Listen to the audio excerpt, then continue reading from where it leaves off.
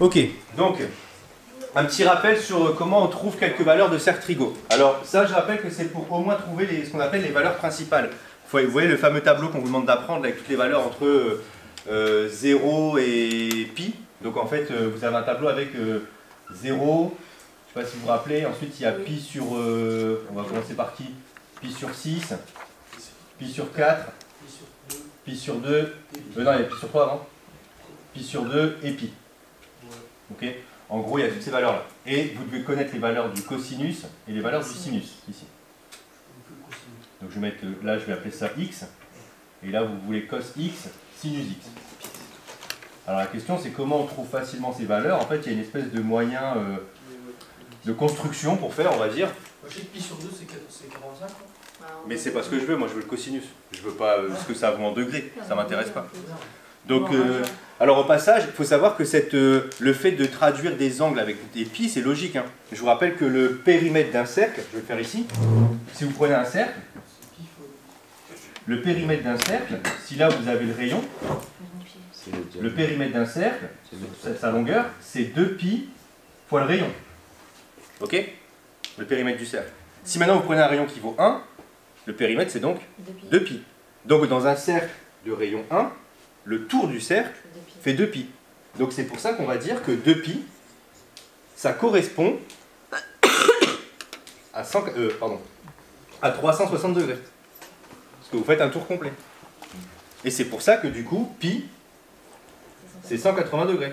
Si vous divisez encore par 2, pi sur 2, ça fait 90, et ainsi de suite. Donc ici, en fait, vous pouvez déjà faire une correspondance avec des degrés au-dessus si vous voulez. En radians, non, normalement. Bah, là, c'est des radians. Donc là, c'est 0. Là, ça va donc être pi, ça va être, on a dit 180 degrés. Bah non, c'est 2 pi 360. C'est le tour complet. Hein. 90 degrés, 45 degrés ici, 60 ici, divisé par 180 par 3, ça fait ça. Et ici, ça fait 30. Donc voilà vos correspondances en degrés. Alors au passage, ça serait bien que vous oubliez ça et que vous reteniez plutôt ça. Normalement, c'est censé être à votre niveau. Oui. Mais pi, on ne le calcule pas avec un diamètre, normalement? Pi, on ne le calcule pas avec un diamètre? Ouais. On prend direct le diamètre, on fait fois pi. Bah oui, mais c'est juste que tu peux faire effectivement pi fois d, pour dire que c'est pi fois le diamètre, ou alors si tu as un rayon, quand on trace un cercle, on utilise plus souvent un rayon qu'un diamètre. Okay. Donc on parle de ce qu'on utilise en construction en général. Mais c'est beaucoup plus classique. Après, bon, c'est pareil, mais c'est beaucoup plus classique. Donc comment on trouve ces fameuses valeurs ici? Bah en fait, il faut remarquer un truc tout bête, c'est que déjà, sur cet axe-là, l'axe des abscisses, ce qu'on va lire, c'est justement ce qu'on appelle les cosinus. C'est ici qu'on lit les cosinus, et c'est ici qu'on lit les sinus. Donc, regardez, il y a déjà des angles qui sont très simples à trouver. Quand vous êtes à 0 degré, donc en fait, ça veut dire que vous avez un angle qui vaut 0 à partir d'ici. Vos angles, vous les calculez comme ça, vous partez de là et vous montez. D'accord? C'est des angles dans ce sens-là. Il y a des angles qui sont orientés, les angles, je précise. Donc ici, là, quand vous montez comme ça, vous avez un angle. Donc là, si je suis ici, bah, que vaut mon cosinus et mon sinus, les coordonnées du point qui sont ici, là, c'est 1, 0. D'accord? Donc, 1, 0. Ok? Si vous êtes d'accord avec moi que si par exemple vous êtes ici, ça va avoir ainsi une certaine valeur là et une certaine valeur là. Mais quand vous êtes ici, votre point, ses coordonnées, c'est 1, 0. Quand vous êtes maintenant tout en haut là, quand vous êtes ici, vous avez donc un angle qui fait 0, 190 degrés. Alors on va arrêter avec les degrés si possible. Pi sur 2. Pi sur 2, donc les coordonnées du point qui sont ici, c'est 0,1. Ok? Et maintenant, imaginez pour pi là, c'est-à-dire qu'en fait vous avez fait tout le truc de l'autre côté. C'est 180, vous avez fait tout ça. Donc votre point il va faire ça, il est de l'autre côté, et ses coordonnées c'est donc moins 1, 0. Voilà. Ok? Bon, maintenant on s'intéresse à ceux ici là, les trois qui sont là. C'est souvent ceux-là les plus chiants à trouver. Ouais. On peut faire 45 degrés. Alors, effectivement, 45 degrés c'est l'angle le plus facile à placer. D'accord? Comment on le place facilement? Bah, en fait, il suffit juste de remarquer que si là vous avez 1 et 1 là-bas, bah, en fait, vous pouvez prolonger ce qu'on appelle le carré. En fait, donc je vais essayer de le prolonger un peu proprement. Idéalement, faisons ça. J'ai pas besoin de faire tout le carré, mais j'aimerais au moins mettre un petit peu au-dessus. Ça ne doit pas marcher. Hop, et là, pareil, je le prolonge ici. Mon carré, je suis à peu près parallèle. Hop. Donc, c'est d'accord avec moi que si je prolonge mon carré, ça va faire un truc comme ça. Là. Ok? Donc si mon angle il passe là-bas, il faudra que je vise bien maintenant. Hop, a priori ça va passer comme ça si je le fais. Ouais. Donc là, si vous prolongez ce trait-là, il va passer sur 45 degrés. Là. Il va passer sur 1,1, pardon. Et donc l'angle que vous tracez là, c'est donc pi sur 2. Pi sur 4. Pi sur 4, on va dire. Pi sur 4, donc la moitié de pi sur 2. Ok? Alors, vous êtes d'accord avec moi que ce truc-là, il a, du coup, un cosinus, que je ne connais pas, et un sinus.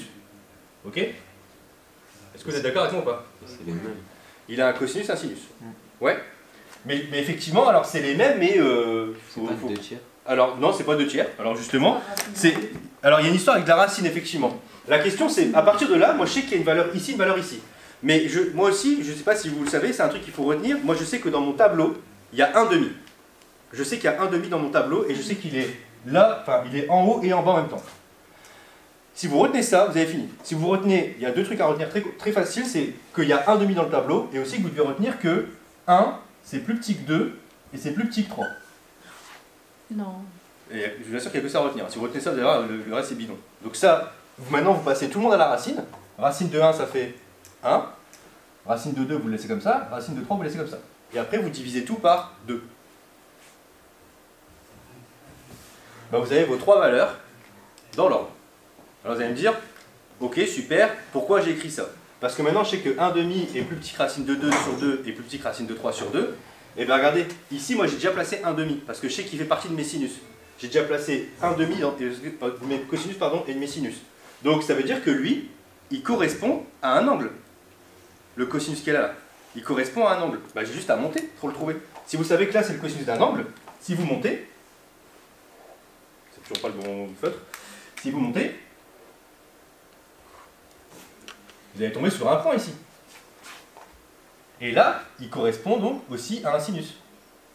Et là, vous avez déjà tracé un deuxième angle. Alors, on verra c'est quel angle qu'on a tracé. Pour l'instant, je ne sais pas encore, mais vous allez voir que ça va être facile à trouver. Donc là, vous avez tracé un autre angle. Ok? Et on fait pareil ici. Parce que là, vous avez un sinus qui vaut un demi, donc il correspond à un angle lui aussi.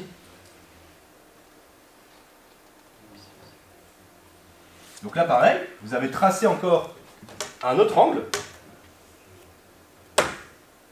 Hop, je vais essayer de passer proprement. Maintenant la question c'est, je ne vais pas le placer ici parce que sinon on va rien voir. Maintenant la question c'est quels sont les angles que j'ai trouvés? Bah, c'est facile. Regardez ici, là vous avez pi sur 2, là pi sur 4. Bah, celui-là vous êtes d'accord avec moi qu'il est moins divisé.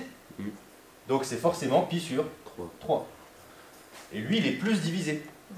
Donc c'est pi sur 6. Parmi les angles qui vous restent. Et bien là, vous avez tracé tous vos angles, et maintenant que vous savez que 1 demi est plus petit que racine de 2 sur 2 et plus petit que racine de 3 sur 2, ben vous savez ici que là vous aviez 1 demi. Le nombre qui est juste après, c'est forcément... Et là pareil.